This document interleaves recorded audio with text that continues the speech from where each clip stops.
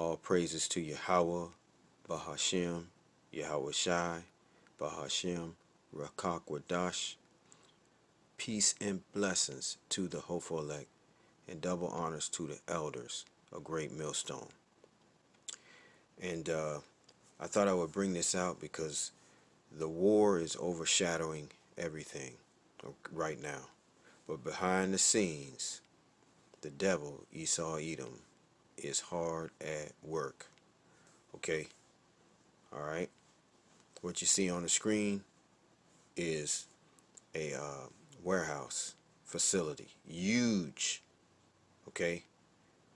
And they are purchasing these warehouses all over America while this war is going on. Okay? $38 billion. Okay? In order to put you in prison. ICE has been quietly buying industrial warehouses around the country, reportedly with plans to turn them into a network of immigration detention and processing centers to hold tens of thousands of... This huge warehouse right here was recently purchased by Immigration and Customs Enforcement as a detention facility. This is more than 800,000 square feet. And if it opens, it could be one of the largest detention facilities of its kind in the country. During a couple of visits over a week, we saw anti-ICE vandalism, but no visible signs of ICE itself. We ran into Doris Kyle Shami and her husband Greg as we left the site. The administration is ruining this country and is tearing apart communities that we need, and they're good people. You know, this has got to stop. Locally, the facility will be primarily regulated by the Washington County Board of Commissioners. All in favor by saying aye. Aye. Protesters interrupted their meeting earlier this month, shortly after the board unanimously agreed to a resolution welcoming ICE. ICE already spent $102 million purchasing the warehouse.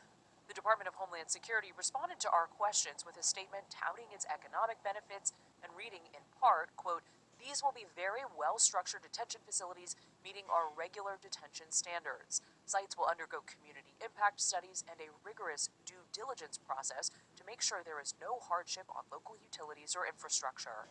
Give us an idea of ICE's efforts to create this system of detention centers throughout the country. Yeah, so they're going all around the country. We're seeing this happen all the way from all the way up in New Jersey, New Hampshire, all the way down to Orlando in Florida, all the way out west. They're trying to build places in Kansas and Oklahoma. This is all over the country. They're focusing on warehouses they can find a little bit outside of large towns. So we're finding these about 45 minutes to an hour outside of large city centers. And they're trying to fix these near logistics hubs where it's easy to move people in and out of the city. So we think that ICE officials have stated that their objective is to make the system of detention and deportation more efficient. And the current acting director of ICE, Todd Lyons, has actually compared his aspiration to Amazon's system of moving packages. He said, we want to be able to move humans around the country as efficiently as Amazon ships packages. What's the overall cost of this? How much is the Department of Homeland Security and ICE spending on this? So they're projecting to spend $38 billion. That involves buying the warehouses. Many of them cost around $100 million. That involves significant upgrades and retrofitting these warehouses to basically turn what are empty, vacant shells of buildings into a kind of functioning detention center with housing units, recreation areas, kitchens, outside basketball courts. They want to kind of like build these out and spending up to $150 million for a single facility in some cases. Many of these warehouses are currently just massive empty buildings. We saw this one in Hagerstown, and apparently there are only 4 toilets in this huge 800,000 square foot plus facility. What is the process going to look like for making these habitable for people? Yeah, I mean, these places were built to hold goods and ship goods. They were not meant to hold human beings. So there's a pretty significant renovation process that has to go underway, and ICE wants it done really rapidly. So it's going to be a challenge. For one example, a lot of these are distribution centers built for a company like Amazon, where a lot of trucks would have been pulling up to these large bay doors. And so many of these facilities have dozens of bay doors around the perimeter of the building. That's not a very secure feature if you want a detention center to hold people who are not going to be able to escape. So one of the first things they might have to do is brick up all those bay doors. Another thing that a lot of these facilities have is going to be a challenge is that they are built on a thick concrete slab, which is going to make it extra hard to install plumbing and to install wiring and to install kind of the workings of a building that you're going to need when you're talking about holding thousands of people. So it's going to be a pretty complex job. What's your reporting on the timeline that ICE has for this? How long is it going to take them to be able to convert these warehouses? So it's really rapid. They want this whole system of up to 24 facilities to be up and running by the end of the year, essentially.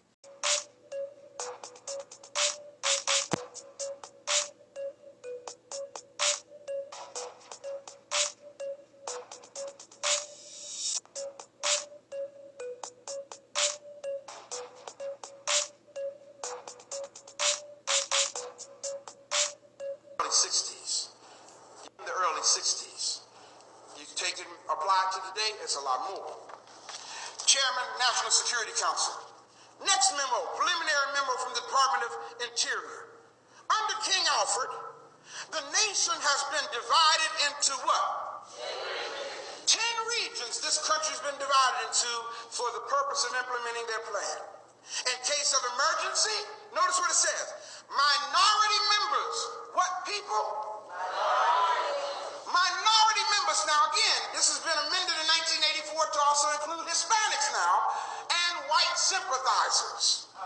Minority members will be evacuated from the cities by federalized National Guard units, local and state police, and if necessary, by regular units of the armed forces using public and military transportation.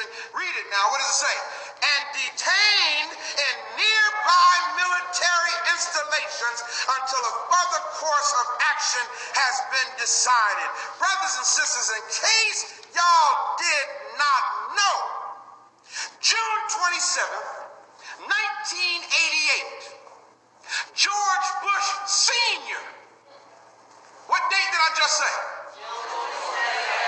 June 27th, 1988, George Bush Sr. signed a document, an order proposing that military bases be turned into prisons.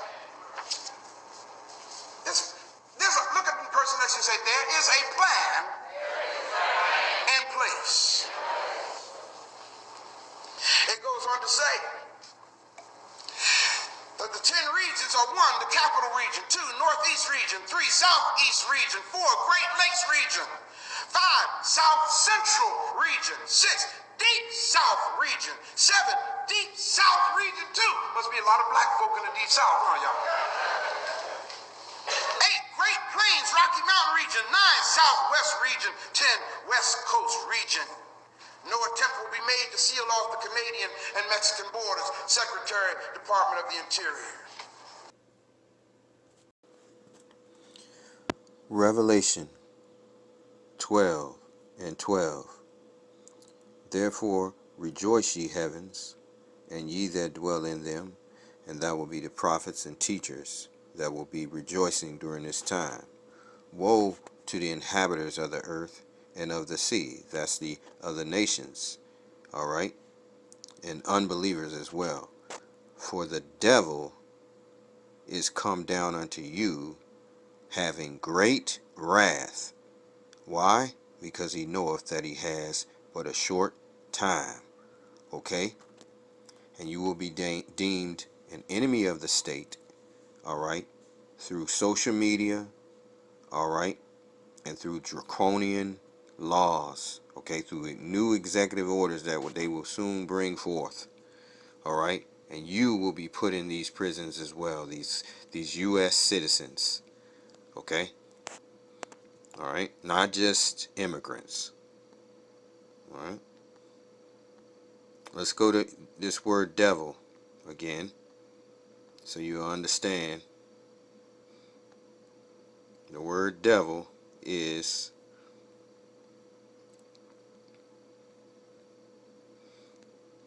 G1228, Diablos. What does it mean? Diablos, the devil.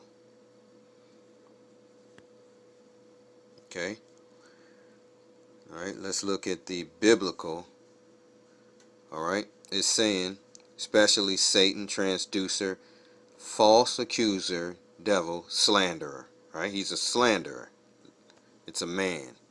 All right. Outline of biblical usage. Prone to slander, slanderous, accusing falsely, accumulator, false accuser, slanderer.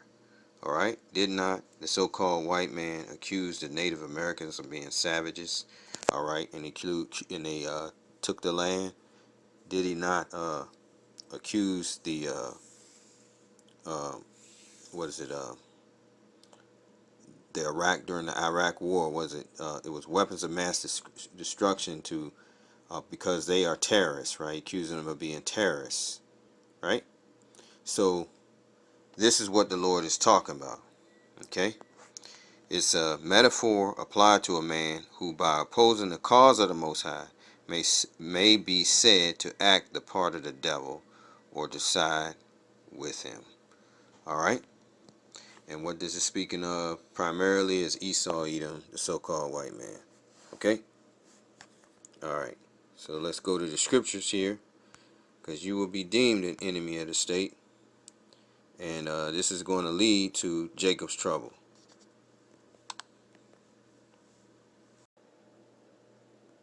You will be deemed enemies of the state. Jeremiah 30 and verses 5. For thus saith the Lord in capital letters is Yahweh. We have heard a voice of trembling, of fear, and not of peace. Ask ye now and see whether a man doeth travail with child. Wherefore do I see every man with his hands on his loins as a woman in travail, and all faces are turned into paleness. Alas, for that day is great, so that none is like it. It is even the time of Jacob's trouble, but he shall be saved out of it. And Jacob is the 12 tribes of Israel. Alright? They would be oppressed in this land. Okay? Jeremiah 50 and 33. They would come together and be oppressed. Alright? The 12 tribes of Israel will be right here in America. Jeremiah 50 and 33. Thus saith the Lord of hosts, the children of Israel and the children of Judah were oppressed together, and all that took them captives held them fast. They refused to let them go. Alright? So the so-called Negro, alright, Native American and Hispanic, is forever oppressed by the same people, the so-called white man. Alright? Daniel chapter 12 and verses 1. It tells us we will need divine intervention, angelic intervention, in order to be saved out of this trouble. Daniel 12 and verses 1. And at that time shall Michael stand up, the great prince, which standeth for the children of thy people, and there shall be a time of trouble, such as never was, since there was a nation, even to that same time. And at that time thy people shall be delivered, every one that should be found written in the book. Okay, that'll be the elect of Israel. Only the elect. So let's go to Matthew 24 and verses 21. And it reads, For then shall be great tribulation, such as was not since the beginning of the world to this time, no, nor ever shall be. And except those days should be shortened, there should no flesh be saved. But for the elect's sake, those days shall be shortened. So it's going to get so bad out here. All right, it's going to be crazy. Okay, mass death is going to be occurring. Okay, that's what the Lord is talking about. And we can see that the food is poison, the air is poison. All right. Okay, we're eating defiled bread here amongst the Gentiles, just as the scripture says. Okay. Fake food, GMOs. So unless the Lord delivers the elect, I mean, we're finished. Okay. All right. Lamentation chapter 4 and verses 17. As for us, our eyes as yet fail for our vain help. In our watching, we have watched for a nation that could not save us. All right. So a lot of unbelievers that are out here have their trust and hope in America bouncing back. Okay. And they want to remain here in America forever because that's all they know. But they're being deceived by not understanding the scriptures. All right.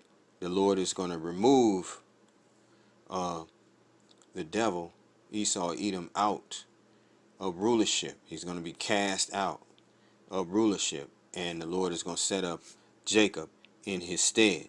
And this they fail to understand. All right. So they cleave unto America to their own destruction. All right. As for us, our eyes as yet fail for our vain help. Lamentation 4 and 17. In our watching, we have watched for a nation that could not save us. They hunt our steps that we cannot go in our streets. Our end is near. Our days are fulfilled. For our end is come. Our persecutors are swifter than the eagles of the heaven. They pursued us upon the mountains. They laid wait for us in the wilderness. Okay? So the Lord is letting us know what these devils have done. Okay? And that is what is happening right now. All right? They're setting up these detention camps to throw everybody whom they deem a threat into them. Okay? It's a part of their New World Order. All right? Novo Order Seclorum, which is on the back of your dollar bill. Okay? A New World Order. Okay? The Lord has commanded his servants to never trust thine enemy. Okay? Who is your enemy? Psalms chapter 83. All right? This is King David, who was also a prophet as well. All right? He was prophesying. Psalms 83 and verses 2. For lo, thine enemies make a tumult, and they that hate thee have lifted up the head. They have taken crafty counsel against thy people and consulted against thy hidden ones. The hidden ones were the Israelites who were destroyed and put into captivity, all right, chattel slavery, and served hard bondage here in America. They were hidden, okay? Why? Because their parents, a lot of the foreparents were put to death, all right, and they didn't pass down knowledge, and the Lord blinded them, all right. That's Jeremiah 17 and 4. They have said, come and let us cut them off from being a nation, that the name of Israel may be no more in remembrance. All right. So the Lord is saying, the Lord is speaking through King David here and letting you know in this psalm that it's nations that want to cut you off, cut the Israelites off. For they have consulted together with one consent. They are confederate against thee.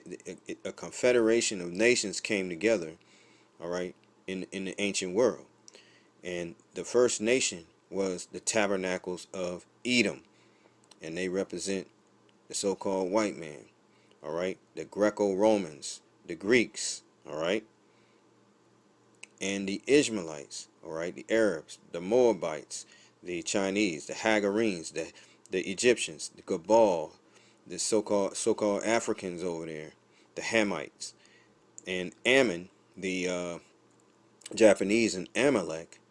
That would be these small hats that are the great grandson of Esau. All right, that's their brethren. Okay, the Edomites' brethren. They're all Edomites together. The Philistines, with the inhabitants of Tyre, that'd be your Canaanites and your Africans. All right, so all of them conspired to never to cast you down, Jacob, and to never let you know who you are as a people, that you are an Israelite. Okay, all right. So number one is Edom, and the Lord told Sirach, all right, through Sirach, he prophesied at 12 and 10 to never trust thine enemy. You learn who your enemies are. Ecclesiastes 12 and 10, never trust thine enemy, for like as iron rusteth, so is his wickedness. Though he humble himself and go crouching, yet take good heed and beware of him, and thou shalt be unto him as if thou had wipedest a looking glass, and thou shalt know that his rust has not been altogether wiped away. Because you see how all of a sudden all the Edomites pretty much voted against you, Jacob, and they put Trump in the office, right? Okay, based upon the policies of pretty much stripping you of everything. Okay, that was Project 2025. All right, set him not by thee, lest when he have overthrown thee, he stand up in thy place. Neither let him sit at thy right hand, lest he seek to take thy seat, and thou at the last remember my words and be pricked therewith. Who will pity a charmer that is bitten with a serpent, or any such as come nigh wild beasts? So one that goeth to a sinner and is defiled with him in his sins, who will pity? For a while he will abide with thee, but if thou begin to fall, he will not tarry. An enemy speaketh sweetly with his lips, but in his heart he imagines how to throw thee into a pit. He will weep with his eyes, but if he find opportunity, he will not be satisfied with blood. If adversity come upon thee, thou shalt find him there first, and though he pretend to help thee, yet shall he undermine thee. And that's what the Haitian Israelites, okay, found out, okay, with the Clintons, all right. They robbed them of their, what is that, donation money for earthquakes and so forth, right? All right, you should find him there first, and then he will undermine you. You see that? Verse 18, he will shake his head and clap his hands and whisper much, okay, and change his countenance. And that's what happened to the so-called Hispanics. They voted for Trump thinking that they was on the same page as the so-called white man, and he turned against him, and now he's gathering and rounding all of them up. Okay, you see how that is? The Lord, they were warned in the scriptures right here. Okay, so now you were warned, since you understand. Psalms chapter 55. The Lord gives the mind frame of the so-called white man right in the Bible. All right, Psalms 55 and 19. The Most High shall hear and afflict them, even he that abideth of old, Selah, because they have no changes. They don't change. Okay? Therefore they fear not the Most High. He has put forth his hands against such as be at peace with him. He has broken his covenant. You can ask the so-called American Indian that. They broke their covenant with them, right? Their treaties. Verse 21. The words of his mouth were smoother than butter, but war was in his heart. You know, there's not going to be any more war, you know, when I'm in office and all of that. Now you see what's happening with Iran, right? His words were softer than oil, yet were they drawn swords. So the Lord gives you the mind frame of this so-called Edomite, okay? Isaiah chapter 32 and verses 5. Isaiah 32 and 5, and it reads, the vile person shall be no more called liberal, nor the churl said to be bountiful. For the vile person will speak villainy, and his heart will work iniquity, to practice hypocrisy, and to utter error against the Lord, to make empty the soul of the hungry. And he will cause the drink of the thirsty to fail. The instruments also of the churl are evil. He devises wicked devices to destroy the poor with lying words, even when the needy speaketh right. Okay? You see that? That's what they do. Okay? So the Lord is telling you to turn to him, okay, and seek him, all right? You have a choice, all right? You're either down with the devil Esau, Edom, and this system of things that he has erected, Babylon the Great, or the kingdom of heaven. That's your choice. And the Lord is telling you to choose life. All right. I guess let me read that real quick. I think it's at Deuteronomy chapter 30. You need to choose life. Deuteronomy chapter 30, I think it's 19. This is what Moses said.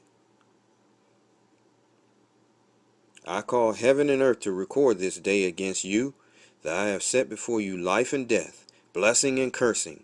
Therefore choose life, that both thou and thy seed may live, that thou mayest love the Lord thy power, and that thou mayest obey his voice, and that thou mayest cleave unto him, for he is thy life, and the length of thy days, that thou mayest dwell in the land which the Lord swear unto thy fathers, to Abraham, to Isaac, and to Jacob, to give them. So you need to choose life, choose Yahweh, Bahashem, Yahweh Shai, because that's the only thing that's going to be left.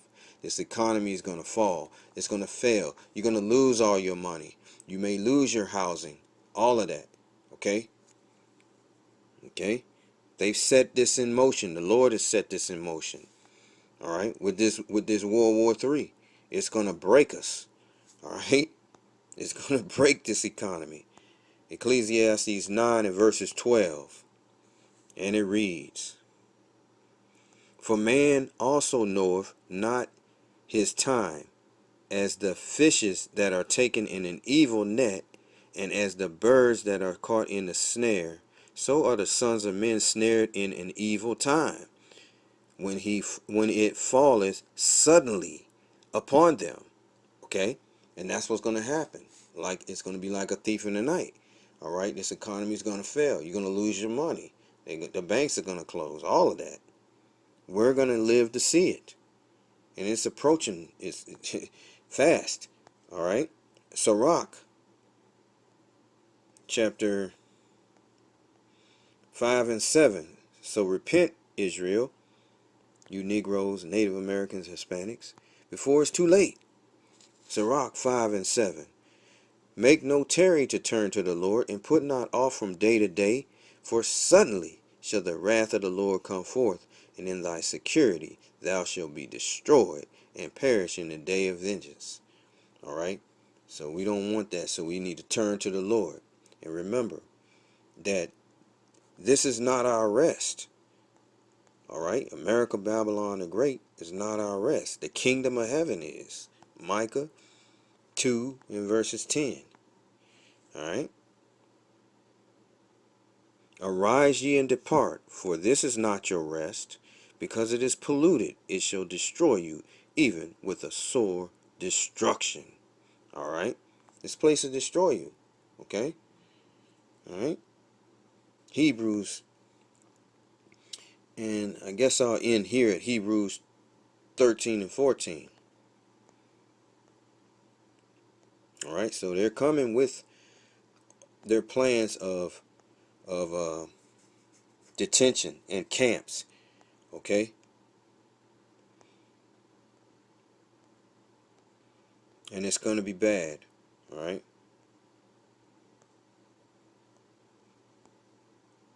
Hebrews 13 and 14. All right? The hour of temptation is coming. Okay? Included in this is the mark of the beast, and yeah, the implants. I mean, they're gonna have to bring this forth before the Lord destroys Babylon the Great, because all the prophecies have to be fulfilled. Hebrews 13 and 14. For here have we no continuing city, but we seek one to come. With that I say all praises to Yahweh, Bahashem, Yahweh Shai, Bahashem, Rikakwadash, Shalom.